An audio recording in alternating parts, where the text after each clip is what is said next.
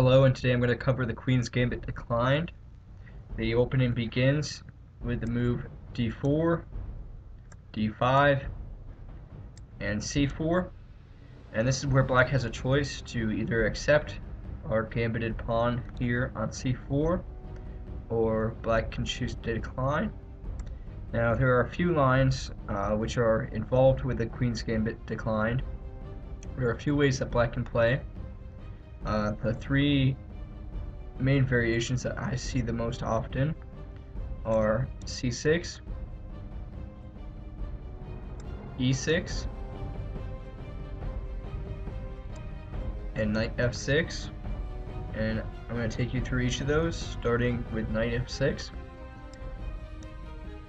Now this move is actually a opening blunder, despite how natural it looks. It looks like black is simply defending his pawn, controlling the center here on e4. But as white, we can just take. And now black has to recapture. And no matter how he recaptures, he's going to be losing a tempo in the opening, which is very important. If he recaptures with a knight, then we simply play e4, hitting the knight and forcing it to move once again. And if we go back here, we'll see that black has moved his knight 3 times in the opening. So this loses too much time for black, and he loses so much development time that white should be able to easily play with an advantage in this position. We have full control of the center, and we will bring our pieces out to their ideal squares. Both of our bishops have full range of their board. Neither are blocked by squares, and we can simply develop, and we should be doing quite well here. So, going back to the martial defense, if white captures and black captures the queen, then we can again win a tempo by playing knight to c3. The queen could go to a5, preventing us from pushing e4 since our knight is pinned to the king. But we can just play this position normally. We can bring either our knight out to f3, or we can bring our bishop to f4 or g5. And the fact that black's queen isn't doing much here is really just helping white. We can also play as an alternative bishop to d2, simply threatening the queen, asking it to move. So we should be able to gain some easy development just because black's queen is out in the open so early. So going back to our line, if black plays knight f6 here, remember that that is an error, and you need to take on d5. And no matter which way he takes with a queen, then we simply play knight c3.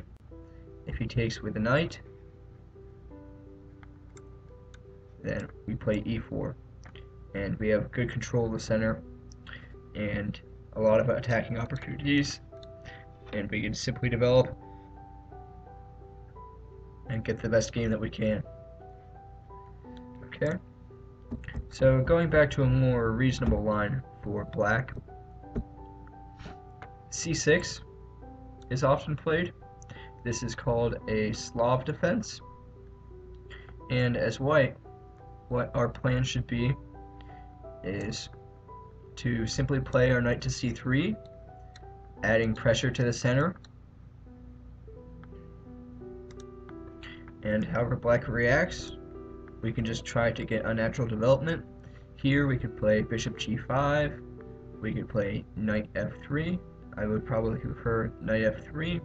Also, an option in this position that I enjoy playing is queen to c2. And what that move does is it cuts off all of these light squares from black's light squared bishop. he would really love, after a move like knight f3, to take all these squares away from us. However, with my suggested move, queen to c2, we prevent that easy development. Sure, we wasted a move moving our queen, but after we have developed the queen, our opponent plays a move. Let's say he plays normally with something like e6. Then we can simply develop, possibly pinning the knight or playing knight to f3, and then we have some options. We can castle queen side if we would like, or we can just keep on developing on the king side and castle king side. So queen to c2 is more of a flexible move, and it lets white keep some options on the table. So some other variations here could go knight to c3, knight f6, knight g3. Yeah, we could play e6, bishop f, or let's go bishop g5, bishop e7. Before white closes the pawn chain by playing e3, he wants to develop his dark squared bishop to a good square. Even if it's kicked, we can try to just maintain the pin. In some lines you could even give the bishop for the knight. So just try experimenting with those. Here a continuation could be e3, and now let's say black plays h6 and we can maintain the pin here, and let's castle with black, doesn't look bad, and bishop to d3. And now comes a critical moment for black. If black wants to have any advantage here, he has to exploit one vulnerability of our position. As long as white intends to castle on the king side, he has to develop this bishop to a light square, either e2 or d3. d3 is probably the best square as it's the most active. However, when white develops that bishop, black has a move that he almost certainly needs to play, and that is d takes on c4. And what that does is it forces white to lose a tempo by recapturing with the bishop after we've already moved it. So as you can see, we move our bishop once, black takes on c4, and we have to move our bishop again. And now the ideas of the game revolve around the center. So black would like to play something like b6, bring his knight to d7, break in the center with c5. Also an important note, after moves like that, let's just give the black the move.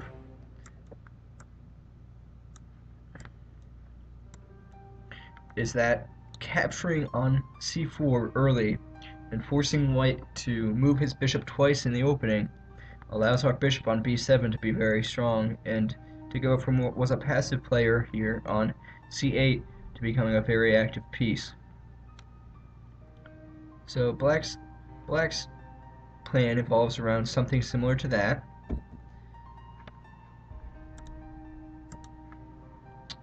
And white's plan could also revolve around these central white squares. So we could play our queen to c2. We could even bring our bishop back to d3, as this is a strong battery against the black king. So moves for white could be something like this. White would like to break in the center and play e4 followed by d5, trying to win space and exploiting weaknesses in black's position. And finally, white would like to castle on one of these two sides, whichever side he prefers.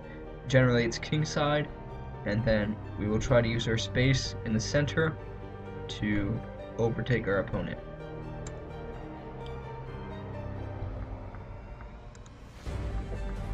So returning to our lines, all those lines are based off of c6.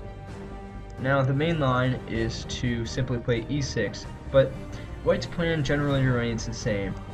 He wants to play knight c3, pressuring the center, and black has a variety of options. He can play knight f6, he can play c6, he can do many things. Now, one of the problems with this opening for white, or excuse me, for black, and playing e6 so early is that it really traps this white squared bishop back here and limits its options. Black is basically forced to play b6 and c5 as we saw on the other line, just to have an active bishop. So play for white in these positions basically remains the same as before. We're going to play either knight f3, bishop g5, pinning the knight. Black generally responds e7, and then we will close the pawn chain with e3, plan to bring our bishop to d3, develop our knight. If black kicks our bishop, we can simply place it on h4, and white should have great control of the center, and he should be able to maneuver positionally, as the Queen's Gambit is known to do. Playing d4 is generally a sign of wanting to play a positional game, so from here, white just wants to build up his position, get his pieces developed, and try to overtake black on either the center where he has more space, or play on the queen side if he chooses to castle king side, play on the king side if he chooses to castle on the queen side. So I hope you got some stuff out of that. I hope these lines are helpful. If you need more lines, I'd be happy to provide them along with sample games, so just let me know. Thanks.